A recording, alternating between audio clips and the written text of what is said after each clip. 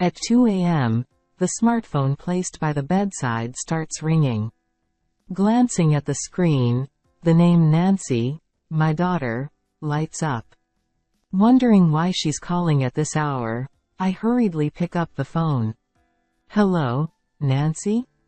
However, the caller turns out to be my granddaughter Amy, not my daughter Nancy.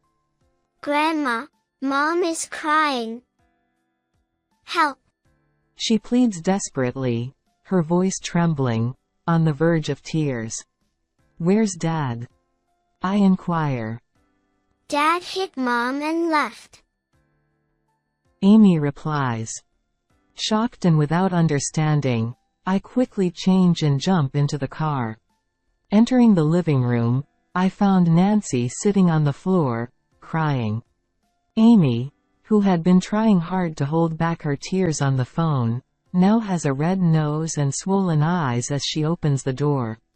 "It's nothing serious," Nancy says, her cheeks swollen and red. "What happened?" I ask. "Well, actually." As I listen to Nancy's story, I feel my heart sink. Embracing the crying Amy, I gently stroke her head and quietly utter. "Next, it'll be Jason," collapsing onto the floor in tears.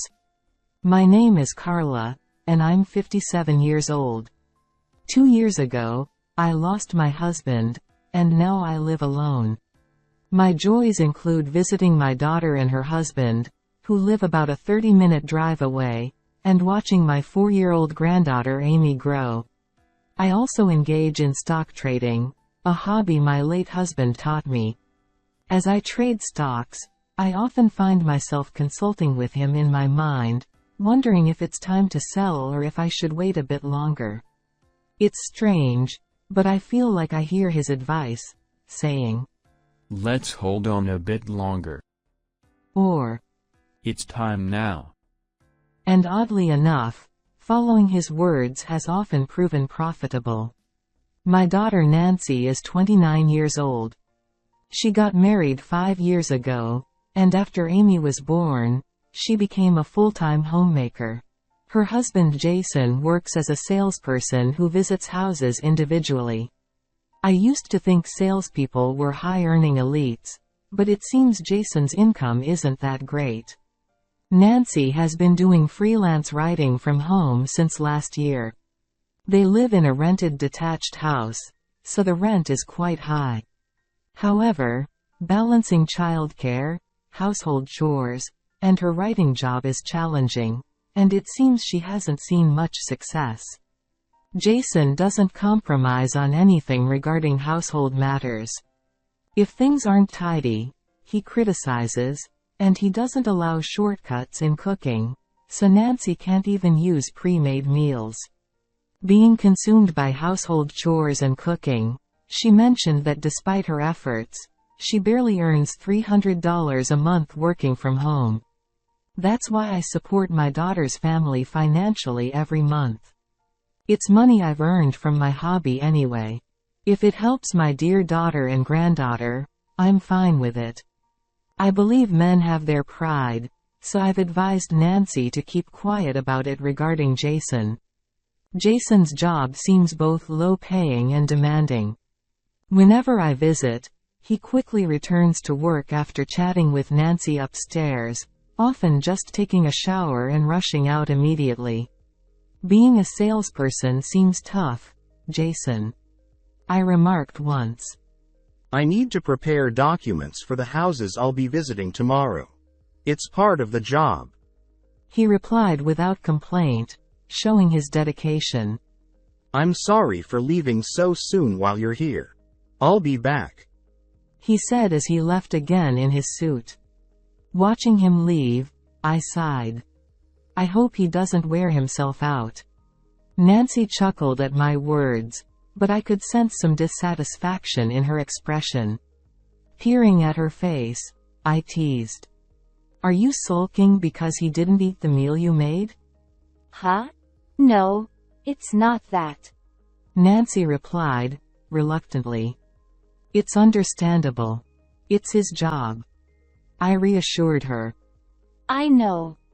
Nancy reluctantly responded, her demeanor showing hesitation. Both Mom and Dad are busy, so if you feel lonely, just call Grandma. This picture with Amy is Grandma. I explained, teaching my icon to Amy and setting up to contact from Nancy's phone. I showed her how to make calls multiple times, ensuring she could do it on her own. I never imagined that teaching her would unexpectedly prove useful in a different way. At 2 a.m., my phone rang by my bedside. Half asleep, I fumbled for it, wondering who could be calling at this hour. When I checked the screen, Nancy's name was glowing. Worried that something might be wrong, I hurriedly answered the call. "Hello, Nancy?" But it wasn't my daughter Nancy on the line. It was Amy. Grandma, Mommy is crying. Help us. Amy said, her voice trembling, desperate to convey the message. Confused, I asked, "Where's Daddy?" Amy replied, Daddy hit Mommy and left. "What?" I thought I misheard. He hit her? Daddy hit Mommy? Amy confirmed. "Can I talk to Mommy?" No, Mom, no matter what I say, she won't respond. I hurriedly changed and jumped into the car. When I arrived home and pressed the intercom, Amy opened the front door for me. Amy, who had been desperately holding back her tears on the phone, now had a red nose and eyes from crying. I'm sure she was extremely anxious during the 30 minutes before I arrived. "Where's Mom?" Over there. I patted Amy's head, indicating the living room, and took off my shoes. As I walked down the hallway, Amy followed me, sobbing. In the living room, Nancy was sitting on the floor, crying. Her disheveled hair, covering her face with one hand as she cried, made me and Amy both uneasy. "Nancy, what happened?" I shook her shoulders forcefully, and Nancy looked up, startled. Mom? She muttered in a bewildered tone, not understanding why I was there. "Where did he hit you? Show me." I unwrapped Nancy's hand. The area she had been covering was red and swollen. Nancy gasped, and covered it again with her hand. "It was just a slap. Nothing serious." Her voice trembled as she said so. I couldn't believe it was nothing serious. Even if it was a marital dispute, I couldn't believe he would hit her so hard. What happened? I dabbed Nancy's cheek with a wet towel. "Actually, I couldn't tell Mom until now.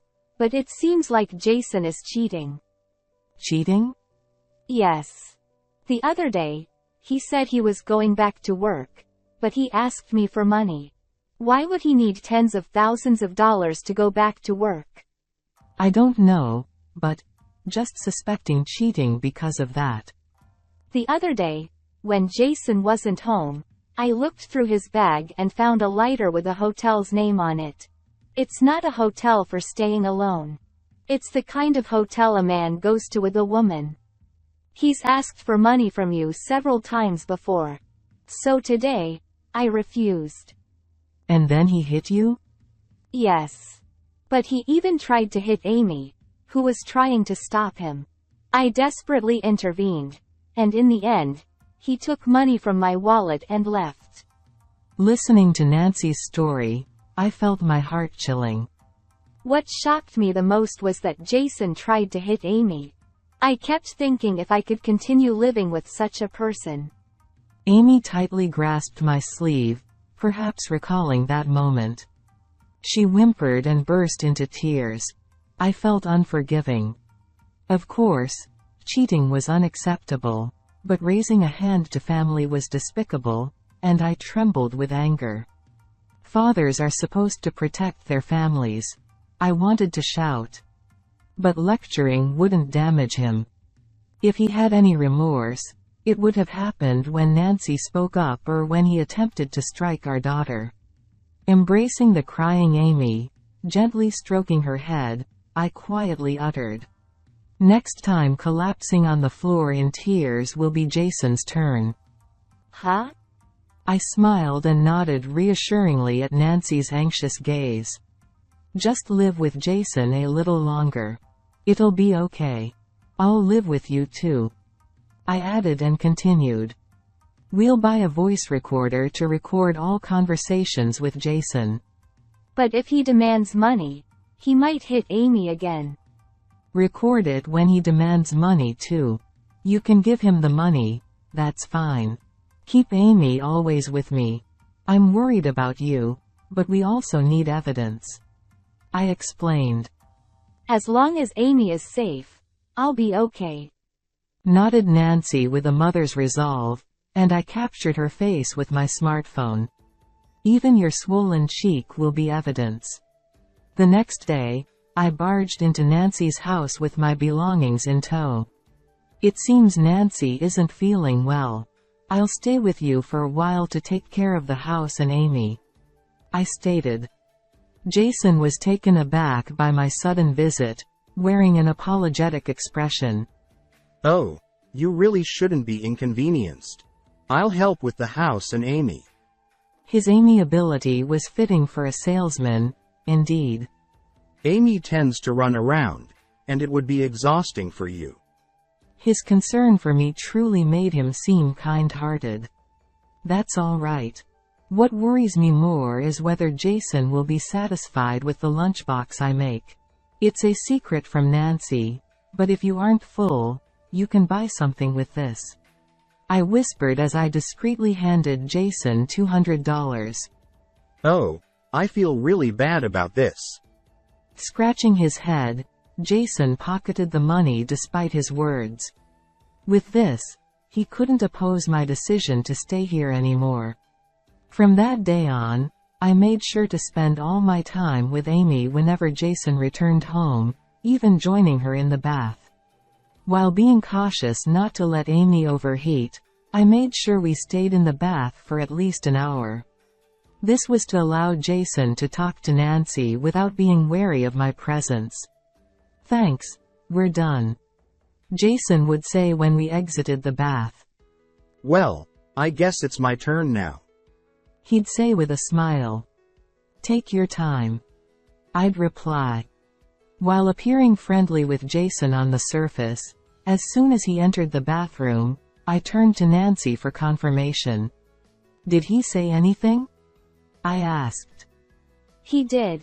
He seemed puzzled because Mom suddenly decided to live with us," Nancy replied with a chuckle. "When he asked if I had said anything, I told him about yesterday when he hit me. He went silent, so I said, 'Surely I can't say that.'"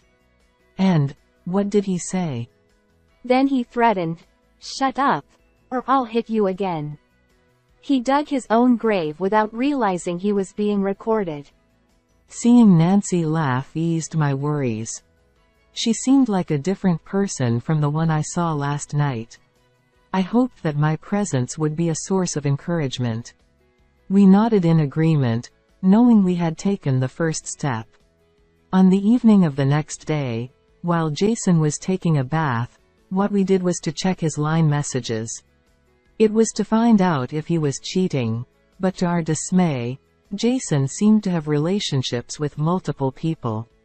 "Even with children, how could he do this?" Nancy muttered, disgust evident in her voice. With so many women he was cheating with, no amount of money would ever be enough. "Wanna meet up? Let's go to that hotel again. Yesterday was amazing." These were the messages included in the chat. Slowly scrolling, we recorded Jason's phone along with the conversation. "Wait a minute. Does this mean?" Nancy paused, staring at the screen intently. The chat contained these words. "Next week, come over to my place again, Mr. Salesman." With last week's date. Ending with a heart emoji, Nancy frowned in discomfort. He even got involved with clients? Disgusted and speechless, we looked up at the ceiling, sighing deeply. The next day, we went to consult with a lawyer. Mr. Smith, the lawyer, listened carefully to our story. He explained that a video recording of line chat alone wasn't solid evidence. He suggested that if we had photos of the two entering and leaving the hotel receipts, credit card statements, and so forth, it would be helpful. This one with the date last week. I paused the video we were watching together and pointed to the words, Next week, come over to our place again. Mr. Salesman. spoken by a woman. Next week means this week, right? We might still be in time. We immediately decided to hire a private investigator and requested an investigation, including Jason's actions during work, how much time he spent at clients' homes, and so on. 3 days later, we received a call from the detective. After reviewing the investigation report, we nodded with satisfaction. It's fantastic. Please continue. We told the detective. Having obtained evidence of infidelity, we proceeded with plans to set a trap for Jason at home. I withdrew a portion of the money I earned from stocks, $50,000 from the bank, and placed it in the dresser on the second floor of Nancy's house. It was located in the bedroom where I was staying overnight in their house. The dresser was nearly empty already. While Jason was working during the day, we had been gradually moving clothes and personal belongings to my house so we could move out anytime. Since the drawers were empty, the money would stand out conspicuously.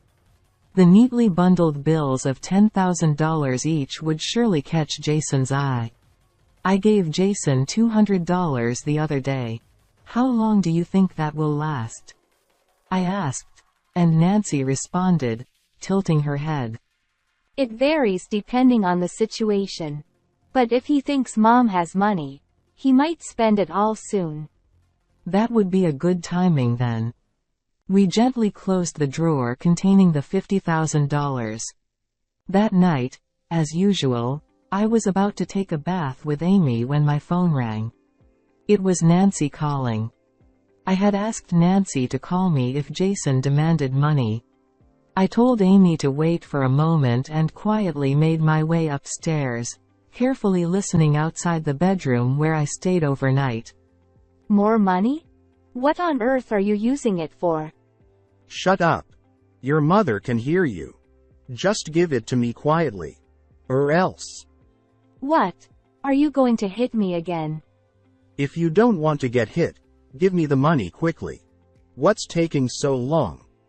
Nancy sighed and I heard the drawer opening. Here, $500. What's wrong with you? Giving me such a big amount. As I heard the sound of the drawer closing, I slid open the sliding door. Sorry, Nancy, Jason. I was going to take a bath but suddenly felt dizzy. Can I lay down for a bit? Huh? Are you okay, Mom? Nancy immediately prepared the bed, and I lay down. Even Jason, with no room for a polite smile, muttered something and left the room.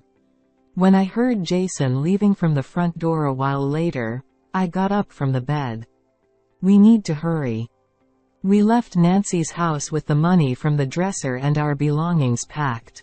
The next day, Jason received a call from lawyer Smith. We scheduled a meeting with Smith present to discuss divorce arrangements. Then, I made a call to Jason's workplace, informing them that I had an important matter to discuss as Jason's mother-in-law.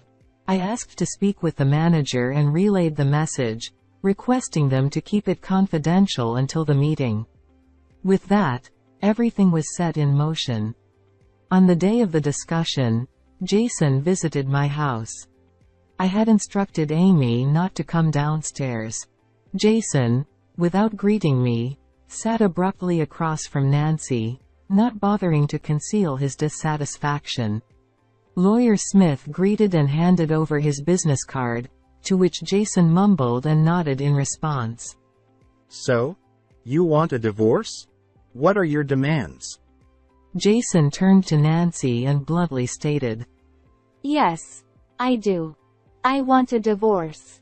And I also want alimony and child support. Nancy replied. What? Are you kidding me? You just left the house out of the blue wanting a divorce and now you demand alimony and child support? Mr. Smith, the inconvenience is on my side. Jason banged the table, glared at Nancy, and looked troubled at Mr. Smith. I have evidence of your infidelity. And evidence of domestic violence. Nancy placed photos of Jason and another woman leaving a hotel taken by a detective on the table. Then I showed a photo from my phone of Nancy's swollen cheek and played a voice recording where Jason admitted to being violent. Disgusting.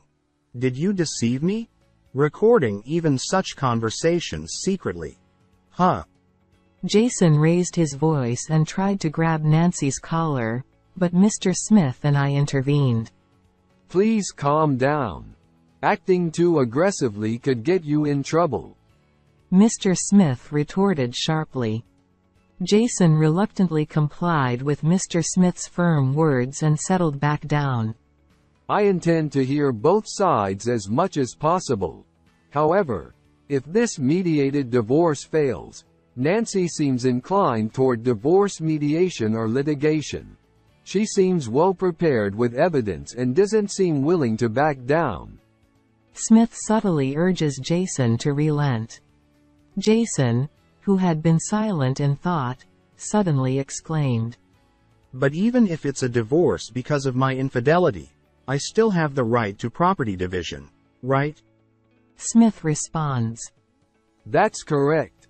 If Mr. Jason claims it. Jason triumphantly declares. Then I'll claim it.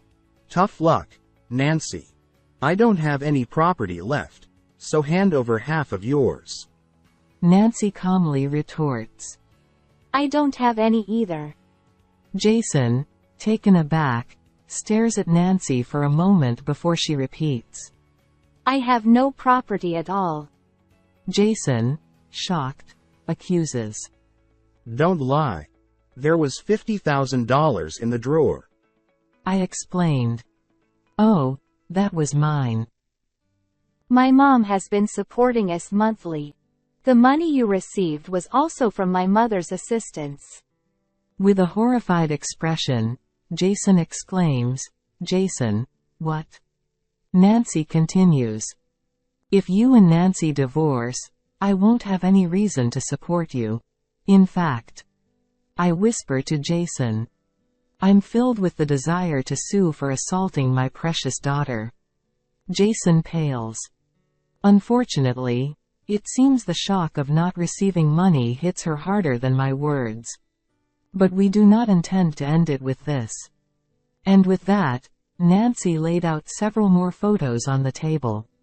They were pictures of Jason making sales visits, depicted visiting a single house. You spent an hour and a half at this house. Is it usual for sales visits to take that long? What were you doing inside? Jason chuckled at Nancy's words. Well, sales visits involve explaining the product and various things. It can take a while. Sometimes there are questions. I see. Nancy chuckled faintly as she placed more photos down.